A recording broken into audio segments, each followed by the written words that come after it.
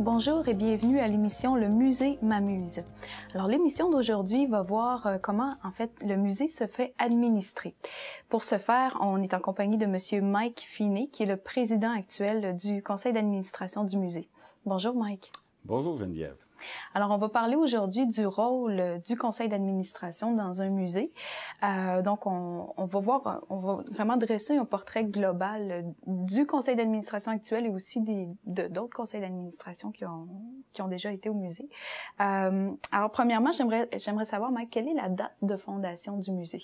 Alors, j'ai fait quelques recherches et j'ai retrouvé d'ailleurs ça dans notre propre site Internet où on dit que c'est la Société minéralogique de la région de l'Amiante, qui dans le temps s'appelait la SOMIRA, en 1976, qui a fondé le musée lors du centenaire de la découverte de l'amiante.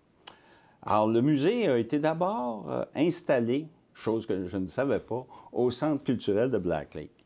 Le musée, ensuite, a déménagé en 1978 au Collège de la région de l'Amiante, qui portait ce nom-là à ce moment-là, qu'on appelle aujourd'hui le Cégep de Thetford. Et il était, si vous vous rappelez, à l'arrière de la nouvelle partie du Cégep. Et c'est comme ça. En fait, il est resté là jusqu'en 1997. En 1996, on débutait la construction du nouvel édifice où on est présentement. Et c'est en 1997 que le nouveau musée a été inauguré.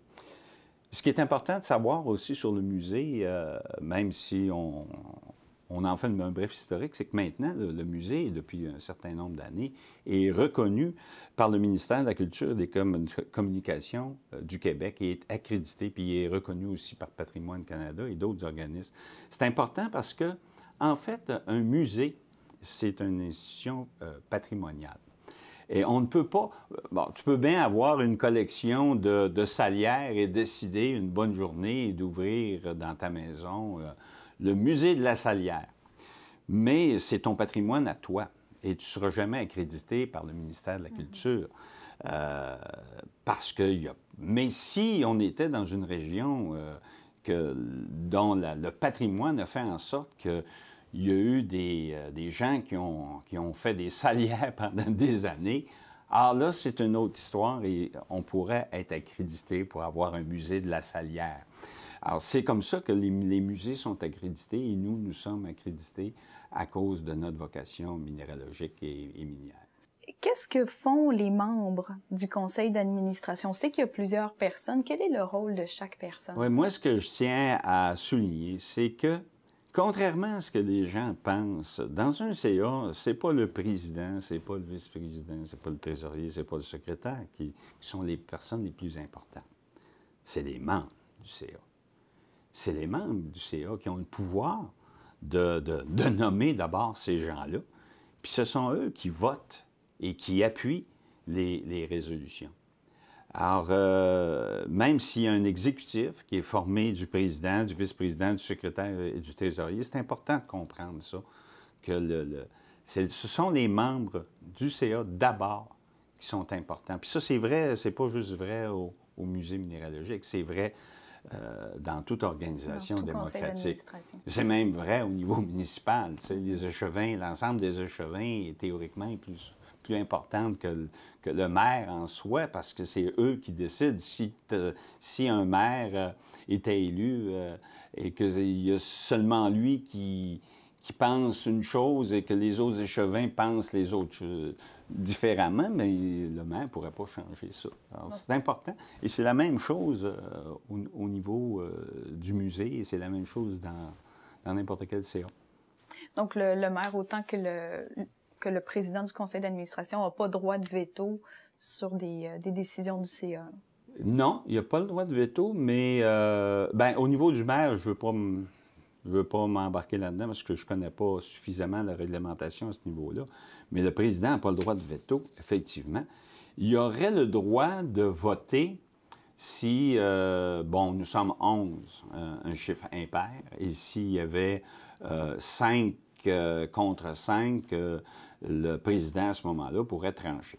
En général, les présidents, quand ça arrive sur une décision aussi tranchée, ne vont pas voter ou vont peut-être essayer de revoir la décision pour voir si on n'est pas capable de faire quelque chose de plus consensuel. Mais c'est le seul pouvoir qu'il y aurait. Mais à ce moment-là, c'est un pouvoir de vote qui est relativement rare. Ça n'en sert pas tant que ça. Parfait. Tu disais tout à l'heure, Mike, qu'il y avait le conseil exécutif au sein du conseil d'administration. C'est quoi la différence exacte? OK. L'exécutif, ça s'est formé du président, du vice-président, du secrétaire et du trésorier dans notre cas. Le vice-président, lui, son rôle, c'est de remplacer le président en cas d'absence. Il appuie le président lorsque nécessaire. Je me rappelle que moi, c'est comme ça que je suis devenu président parce que j'étais vice-président et que Maître Alex Dumas était président et Alexandre a dû s'en aller à Montréal pour poursuivre sa carrière. Donc, je suis devenu président. Et quand Alexandre était président, bien, moi, je l'appuyais dans différentes choses. C'est le rôle principal du vice-président.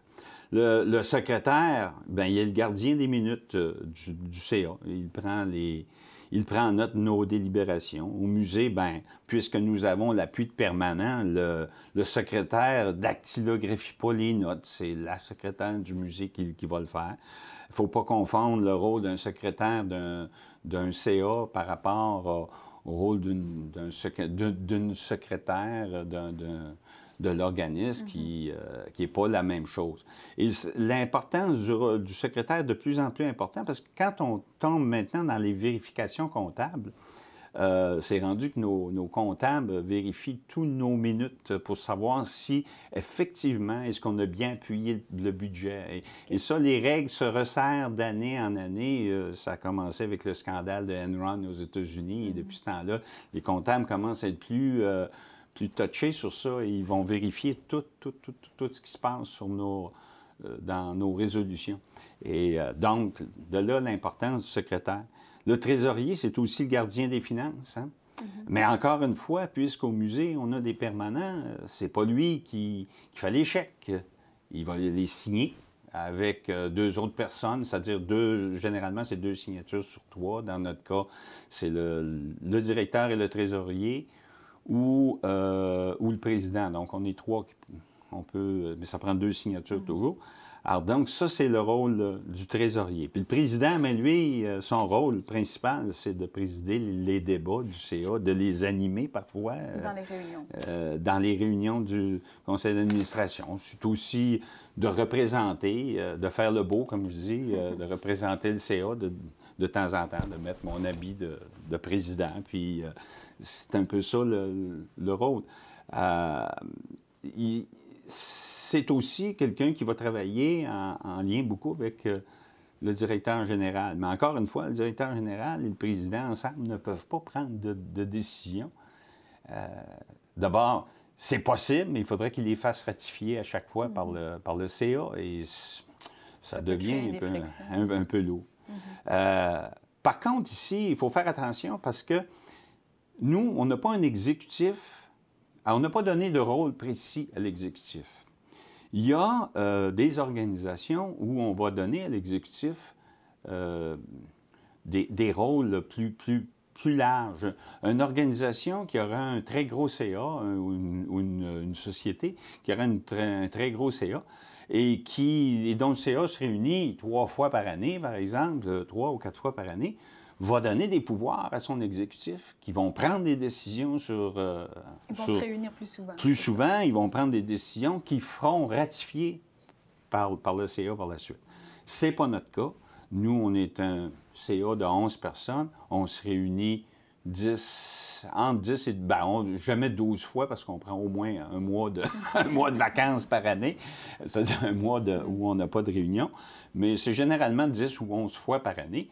Donc, il n'y a pas réellement besoin, à moins d'urgence, et je ne me rappelle pas que ce soit arrivé, là, mais il peut arriver une urgence où l'exécutif va prendre une décision majeure et le faire ratifier par le CA, mais ce serait qu'en cas d'urgence seulement. Alors, le rôle de l'exécutif ici n'est pas celui qu'on retrouve dans certains CA comme ça. Parfait. outre l'exécutif, il y a aussi différents comités qui sont formés à partir du conseil d'administration et avec certains employés permanents du musée. Est-ce que tu pourrais nous parler un peu de ces comités-là? Oui, il y a trois principaux comités qui sont très actifs actuellement. Bien, très actifs étant relatif. Il y a le comité de programmation, il y a le comité des ressources humaines, puis il y a le comité d'acquisition. Alors, le comité de programmation, il s'est formé de permanents du musée, dont le directeur général et la responsable des collections et programmation, des membres amis, parce qu'on peut aller chercher des gens qui ne sont pas sur le CA. Et pour se joindre à ça, on a une couple de personnes comme ça qui se sont jointes à ce comité-là. On a des membres du CA, dont le président, qui lui, bon, c'est un autre des rôles dont je ne vais pas parler, mais quand il y a des comités, le président est d'emblée membre du comité. Alors, on se réunit, ce comité-là se réunit peut-être une fois, des fois 2 fois par année, et on discute de la programmation à venir. Des fois, on va jusqu'à 2 ans à l'avance on regarde quelles sont les expositions qu'on va louer, acheter, développer, parce qu'il arrive que le musée ici développe ses propres expositions. On a même une exposition qui était à Ottawa cet été qui a reçu au-dessus de 75 000 visiteurs. Météor à Bavard, qui a été développée ici par les permanents d'ici. Alors, donc, c'est des choses que le comité de programmation va travailler. Mais c'est important de spécifier, je pense que c'est vraiment juste sur les expositions, comité de programmation, il n'y aura pas décidé de telle activité de fin de semaine. Non. Les activités, comme tu dis, de fin de semaine, ces choses-là, ggénéralement, vont se discuter au CA ou même dans la permanence. Souvent, vous allez décider ensemble, les employés, le directeur général. C'est des opérations régulières. C'est ça, exactement. Okay? Alors, ce n'est pas des décisions de conseil d'administration, pas dans un organisme comme le nôtre, parce qu'on a une structure en place, parce qu'il y a des employés, parce qu'il y a une direction générale. Le comité des ressources humaines, bien, il se réunit là aussi 1 ou 2 fois par année. Généralement, c'est pour discuter des conditions de travail des employés et faire une recommandation au CA. Alors, au moins 1 fois par année, on va discuter de, bon, est-ce qu'on donne cette année une augmentation aux employés et de combien? Est-ce qu'on revoit notre structure de fonctionnement, etc. Des stratégies de recrutement aussi. On va faire de la sélection, des entrevues de sélection ou tout autre sujet qui est relié aux ressources humaines. Alors, les membres sont généralement le directeur général, 2 ou 3 administrateurs, dont encore une fois le président. Et encore une fois, les décisions que l'on va prendre vont être approuvées par le CA. Alors, en passant, une petite anecdote, cette année, nous avons embauché une personne, Armel Le Gouic, la misère, excuse-moi Armel. Armel était en vacances chez ses parents en France. Et on a fait l'entrevue via Skype, ce qui fait qu'on a fait l'entrevue par Internet d'une durée de 45 minutes. Et c'est ainsi qu'on a choisi Armel Le Gouic. Un bon choix d'ailleurs. Mais, suite à l'entrevue, le comité s'est réuni, parce qu'on avait vu aussi des gens en entrevue régulière, et on a décidé que c'était cette personne-là, mais il a fallu que le CA approuve notre choix. OK. Il y a le comité d'acquisition. Alors, le comité d'acquisition, ça, c'est quelque chose qui est intéressant, que je ne connaissais pas, et que, encore une fois, parce que je suis le président, j'ai été obligé d'en faire partie automatiquement. C'est un comité qui se réunit, je dirais, au besoin, lorsque nous voulons acheter des collections ou des éléments de collection, ou d'évaluer la pertinence de certains items qui nous sont offerts. Il y a des gens qui vont nous dire « Hey, j'ai quelque chose à donner au musée. Ah, c'est extraordinaire. » C'est extraordinaire pour la personne, mais on en a 10 déjà. Bon. Alors, est-ce qu'on le prend? Est-ce qu'on ne le prend pas? Si on le prend, est-ce qu'on émet un don de charité? Parce qu'on a le pouvoir ici au musée d'émettre des dons de charité. Et si oui, combien? Alors, ce sont des gens qui sont qualifiés pour le faire et c'est important parce que c'est une responsabilité que le gouvernement nous donne de pouvoir émettre des dons de charité. Alors, on ne peut pas émettre n'importe quoi. Puis en même temps, c'est la conservation du patrimoine. Donc, voilà. On ne peut pas garder n'importe quoi ou refuser des ça. objets. Et là-dessus, ben, on a des membres amis tels que des géologues, entre autres, parce que quand je parle de collection, c'est souvent des collections de minéraux. Okay? Ce à quoi moi, je ne connais rien, je peux regarder ça et dire « Oh, belle pierre! » Mais, belle pierre, mais que vaut-elle? Est-ce qu'on en... Puis des fois, ça arrive là, dans des boîtes de carton. Là, on a 12 boîtes de carton à ouvrir. Et... Alors là, je vois des géologues qui disent « Oh! Mais c'est merveilleux! » Ah oui, bon, oui, c'est beau, mais moi, je connais pas ça. Donc, ça prend des gens qui connaissent ça. C'est pour ça qu'on s'est adjoint, outre le directeur général, des gens qui connaissent ces choses-là, qui connaissent la valeur d'un item patrimonial. Et parce que c'est pas juste des minéraux qu'on peut avoir. On a eu, par exemple, des gilets de hockey qui nous ont été donnés suite à l'exposition qu'on a fait. Des gilets de hockey qui proviennent des clubs de hockey financés à ce moment-là par les mines. Alors donc, c'est patrimonial. Bon, combien ça vaut? Est-ce qu'on émet un don de charité pour ça? Et si oui, combien? Alors, vous voyez là, les décisions que ce comité a à prendre. Et ça, encore une fois par année au moins, on ratifie ces décisions-là au conseil d'administration. OK, parfait. Maintenant, on a vu les rôles des membres du CA, les différents comités, quels sont leurs rôles. Maintenant, pour les gens à la maison qui aimeraient savoir comment est-ce qu'on peut faire partie d'un conseil d'administration comme ça, qu'est-ce que tu leur conseilles? Bien, d'abord, parlons des membres. OK? Dans un musée, l'appellation qu'on donne, le langage muséal, dit que les membres, ce sont des membres amis. J'ai remarqué que c'est pas juste nous autres qui appellent ça des membres amis. J'ai remarqué que les grands musées de Québec, par exemple, ont aussi le même vocable. Ce sont des membres. Autrement dit, si pour un certain montant, vous pouvez devenir membre du musée. Je vous invite à le faire parce que c'est intéressant. Et quand on est membre du musée, on est invité à toutes les ouvertures officielles. Et c'est très peu dispendieux. Et ça vous donne, évidemment, vous êtes automatiquement membre, puisque le musée est un organisme sans but lucratif, vous êtes automatiquement membre de la corporation. Okay? Ça, c'est la première chose.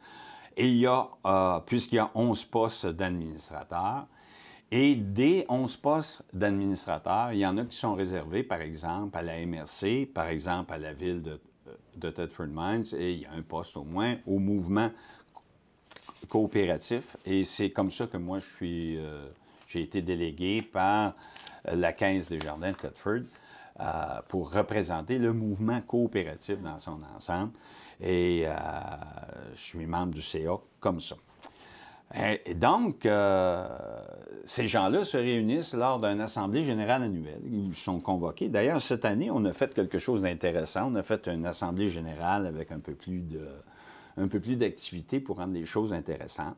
Et lors de l'assemblée générale, ben, il y a vote s'il y a des postes qui se libèrent. Il y a toujours des postes qui se libèrent, mais en même temps, les gens se représentent, souvent se représentent. Et puisqu'il n'y a pas foule pour prendre ces postes-là, bien souvent les gens sont réélus automatiquement. Mais il demeure que, comme toute organisation démocratique, des gens pourraient se présenter et devenir membres du conseil d'administration. Notre conseil d'administration, j'aimerais en parler un peu parce que j'ai dit tantôt, c'est les gens les plus importants. Donc, il faudrait bien qu'on les nomme et qu'on regarde c'est qui ces gens-là. Parce que je pense qu'on a une très belle brochette. On a entre autres François Baudouin, qui actuellement est vice-président. Mais François Baudouin, c'est un entrepreneur en construction très, très impliqué actuellement. Il y a Richard Rodrigue, qui est un chercheur au Centre de technologie minérale et de plasturgie, qui est le secrétaire du conseil d'administration. Il y a Yvan Laquerre, qui travaille à la commission scolaire de l'Amiens, qui est le trésorier.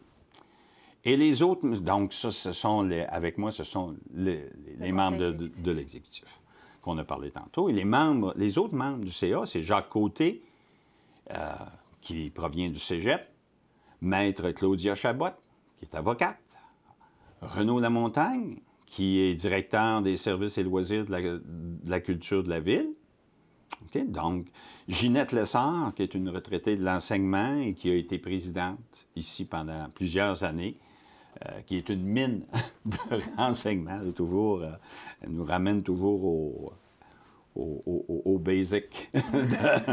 Et on a Josette Vaillancourt qui représentait la MRC parce qu'elle était maire de Saint-Joseph de Coleraine. Elle n'a pas été réélue, donc il y aura sûrement quelqu'un qui va remplacer Mme Vaillancourt et qui sera nommé par la MRC.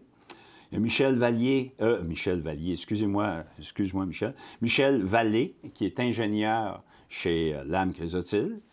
Il y a Mme Maryse Longchamp, qui est toute nouvelle au conseil d'administration, qui est du Centre financier aux entreprises, Desjardins. Et il y a moi, qui est un fonctionnaire à la retraite. Alors donc, moi, je pense qu'on a une très belle brochette de gens qui sont spécialisés, comme vous avez pu voir, dans divers domaines. Ça, c'est important. Et ça fait des belles discussions. Ça, chaque personne peut apporter son expertise durant les réunions, puis aider aussi par son expertise aux différentes activités que le musée peut faire. Exact. C'est ça qui est intéressant, c'est d'avoir des opinions diverses, diversifiées, ce qui fait qu'on a, comme je dis, de belles discussions de temps en temps. Et moi, un CA où il y a une proposition, tout le monde dit oui, une autre proposition, tout le monde dit oui, j'aimerais pas ça. C'est pas dans ma nature. Pour les gens qui me connaissent, j'aime mieux avoir une bonne discussion, puis que finalement, on fait un consensus. Parce qu'en passant, la plupart, c'est très rare qu'il y ait un vote sur une décision. Okay. Comme dans beaucoup de CA de notre envergure, souvent les choses se font par consensus. C'est très bien ainsi. Donc, les gens émettent leur opinion, puis... Oui. Parfait. Parmi toutes les CA qui ont présidé, qui ont administré le musée depuis ses débuts, est-ce qu'il y a des grandes réalisations qui vaudraient la peine d'être énoncées ici? Oui, bien, je voudrais pas parler, moi, des expositions, parce que ça sera peut-être traité dans une autre émission où ça l'a été. Je veux vous entretenir, peut-être, bon, c'est sûr que dans les grandes réalisations, il y a eu la fondation. On en a parlé, il y a eu le déménagement au Cégep et il y a eu, bien sûr, la construction du musée, qui a été une très grosse réalisation qui, en passant, moi, je suis très fier du musée ici. J'ai l'occasion de visiter d'autres musées. Entre autres, j'ai visité le musée archéologique de Grèce dernièrement, à Athènes, et je peux vous dire que nous avons un très beau musée.